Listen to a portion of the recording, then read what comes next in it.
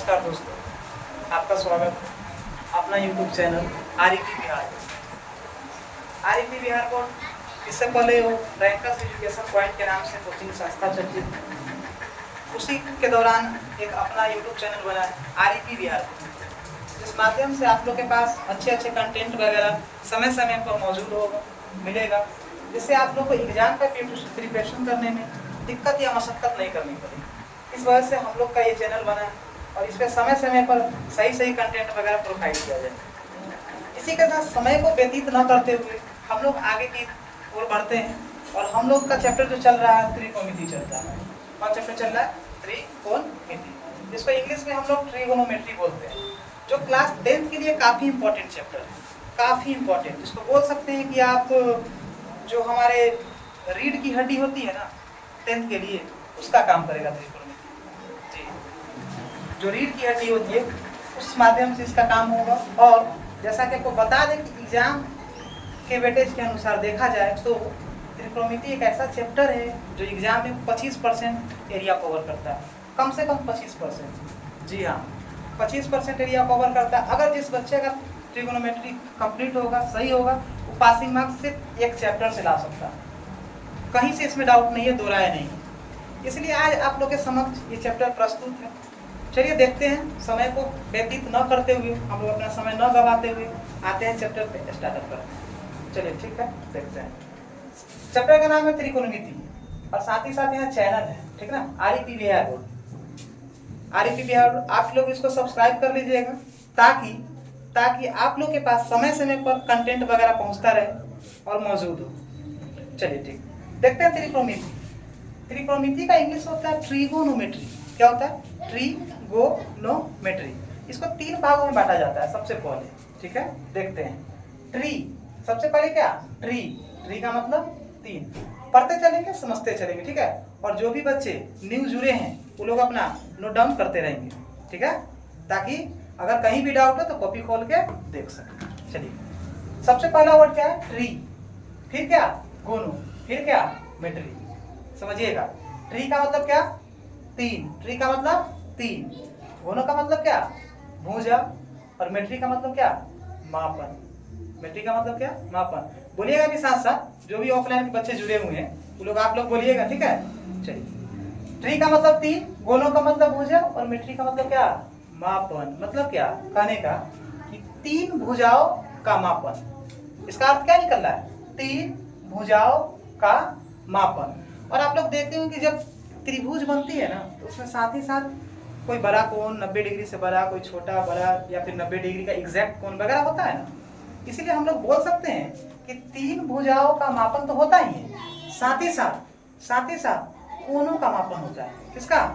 कोणों का मापन होता है। उसे हम लोग क्या बोलते हैं? त्रिकोणमिति। खैर, परिभाषा वगैरह एग्जाम में नहीं पूछा जाएगा, एग्जाम से रिलेटेड उतना इम्पोर्टेंट है नहीं। एग्जाम से जो इम्पोर्टेंट है, अभी तो बेसिक इंट्रोडक्शन चल रहा है, ठीक है, और एग्जाम से जो रिलेटेड इम्पोर्टेंट होगा वो आपके पास इसके आगे जो पार्ट 2 बनेगी उसमें आप लोग उपलब्ध होगा, ठीक है। चलिए देखते हैं, जिसमें 3 भुजाओं का क्या होता है? मापन होता है। उसे हम लोग ट्रिगोनोमेट्री मतलब क्या? त्रिकोणमिति बोलते हैं, ठीक है। अब अच्छा, आप लोग जब पढ़ते होंगे तो किसी भी चीज को सबसे पहले आप लोग जानने का कोशिश करते हैं उसके ना, मतलब उसको लिखा कौन है या फिर बनाया कौन है, ठीक है। जैसे आप लोग हिंदी पढ़ते हैं तो कविता वगैरह पढ़ते हैं कि रचयिता कौन है, जिसको लेखक बोला जाता है। उसी प्रकार यहाँ देखेंगे father of mathematics. Father of mathematics. काफी गर्मी भी है जिस वजह से परेशानी हो रही है थोड़ी सी। चलिए कोई बात नहीं है, फिर भी चलेंगे, फिर भी पढ़ते रहेंगे। फादर ऑफ मैथमेटिक्स मतलब क्या? गणित के पिता। गणित के पिता कौन है? देखते हैं। गणित के पिता आप लोगों को पता ही होगा, ठीक है, आर्किमिडीज। कौन है? आर्किमिडीज। आगे इसके बाद आप लोग जो चैप्टर पढ़ रहे हैं त्रिकोणमिति, उसके पिता कौन है? एनीवन, कोई बता सकता है? कोई? चलिए कोई बात नहीं, नहीं आ रहा है, कोई बात नहीं, देखेंगे। त्रिकोणमिति के पिता कौन है? हिप्पार्कस। बोलेंगे हिप्पार्कस। त्रिकोणमिति के पिता कौन है? हिप्पार्कस। और गणित के पिता कौन है? आर्किमिडीज। ये बात तो सबको पता होगा कि गणित के पिता कौन है, लेकिन त्रिकोणमिति के पिता कौन है ये किसी को नहीं पता होगा। एनीवन, किसी को भी पता है आप लोगों को? नहीं? चलिए कोई बात नहीं, कोई बात, चलेगा। ये सब एग्जाम से रिलेटेड नहीं है, लेकिन फिर भी जानकारी के लिए जान लेते हैं, बेसिक नॉलेज होता है। अगर कोई पूछ दे हम लोगों से, बताने में क्या होगा, सरल होगा, सही होगा। चलिए, जैसा कि आप लोगों को बताए हैं, त्रिकोणमिति का परिभाषा यहाँ पे लिखा हुआ है, 3 भुजाओं एवं कोणों, 3 भुजाओं एवं कोणों के मापन को त्रिकोणमिति कहते हैं। 3 भुजाओं एवं कोणों के मापन को क्या बोलते हैं, त्रिकोणमिति बोलते हैं। जैसा कि आपको ऊपर बता दिए, त्रि का मतलब क्या, 3, कोणों का मतलब क्या, भुजा, मिति का मतलब क्या, मापन। जिसको दिक्कत है साथ ही साथ नोट डाउन करते जाइएगा ताकि दिक्कत ना हो। चलिए अब आगे देखेंगे। जैसा कि आपको पता होगा कि साइड्स ऑफ रेशियो को देखते हैं। साइड्स ऑफ रेशियो, त्रिकोणमितियों को सबसे पहले साइड्स ऑफ रेशियो पढ़ना है। आखिर ये होता क्या है, जब भी त्रिकोणमिति पढ़ते हैं तो रेशियो के आधार पे इसको 6 भागों में बांटा गया है, या फिर कह सकते हैं कि इसके 6 अंग होते हैं। डायरेक्ट समझ लेते हैं 6 कितने होते हैं, 6 अंग होते हैं। लेकिन कौन कौन होते हैं देखते हैं। चलिए सबसे पहले साइन, सबसे पहला कौन, sine. Number second cos, number third tan, number 4 cot, number 5 sec, number 6 कौन, कॉसेक। बोलेंगे एक साथ। Number 1 sine, second cos, third tan, fourth cot, fifth cosec, sixth sec, या फिर सेक कॉसेक इधर उधर भी चलेगा, कोई दिक्कत नहीं है उससे। चलिए अब आगे देखेंगे, इसको तो हम लोग समझेंगे आगे चल के, ठीक है, अगला वीडियो वगैरह में अच्छे से देखेंगे। अभी ऐसे ही हाल फिलहाल थोड़ा सा बता दिए, ठीक है। आगे आप लोग 9th क्लास में से पहले पढ़ेंगे कि भुजाओं के आधार पर त्रिभुज के कितने प्रकार होते हैं।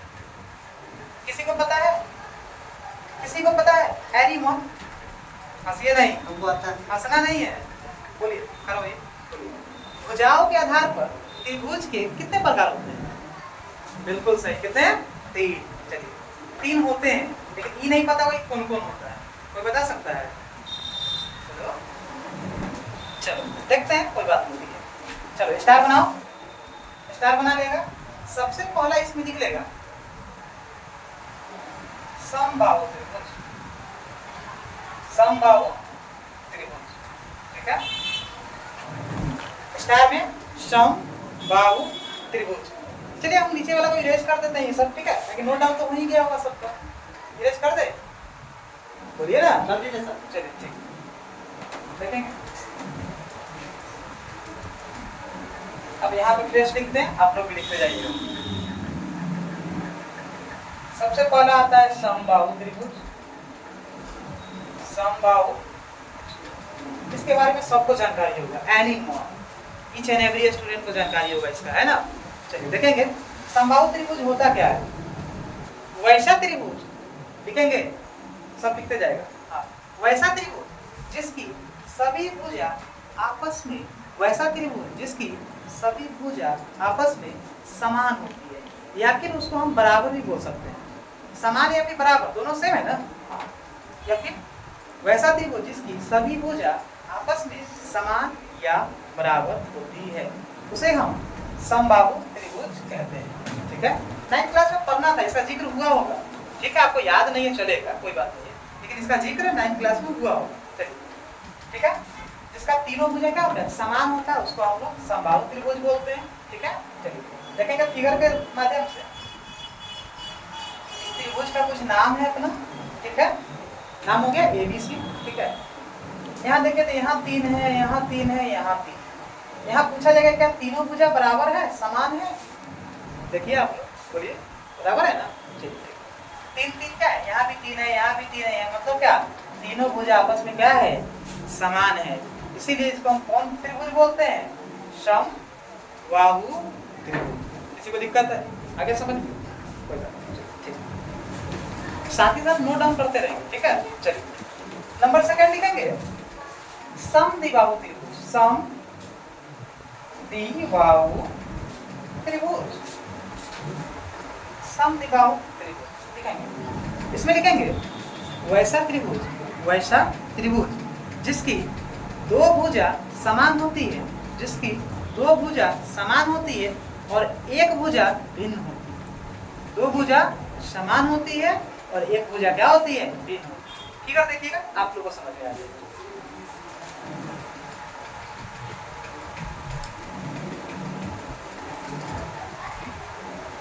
4 4 3। अच्छा देखिए इसकी भुजा कितनी है, 4 है। इसकी भुजा कितनी है, 2 भुजा क्या है, समान है और एक भुजा अलग है।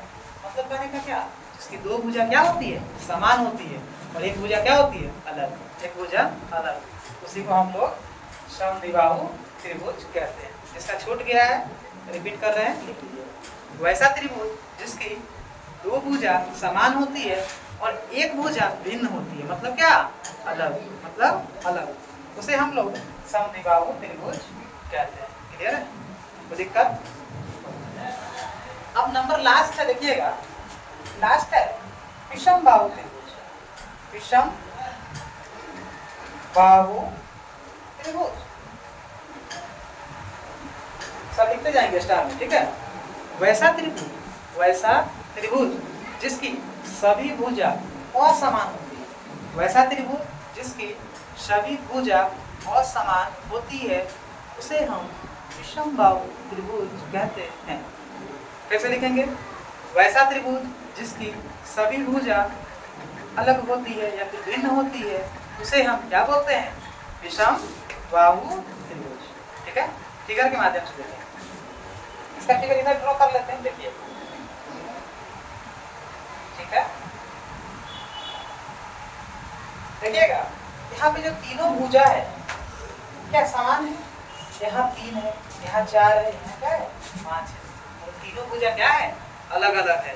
और जिसकी तीनों भुजा अलग अलग होगी उसे हम लोग कौन त्रिभुज बोलेंगे, विषम बाहु त्रिभुज। विषम बाहु त्रिभुज। बात समझ में, किसी को दिक्कत है? नहीं ना दिक्कत। चलिए इसी के साथ हम लोग का पार्ट 1 का वीडियो खत्म होता है, ठीक है। ज़्यादा समय नहीं लेते क्या कि ऑफलाइन बैच भी लेना है, ठीक है, तो ज़्यादा समय आप लोग का भी नहीं लेंगे हम लोग, ठीक है। अभी शॉर्ट वीडियो धीरे धीरे आप लोग के पास जो वीडियो होगा वो आपके पास पहुँचते जाएगा, जो भी आपके माध्यम से, ठीक है, आपके माध्यम से अगर जितने भी बच्चे होंगे पढ़ने वाले उनको भी जोड़ते जाइएगा, ठीक है। और जो भी अच्छे अच्छे कंटेंट होंगे आपके पास समय समय से पहुँचता रहेगा, ठीक है। धन्यवाद।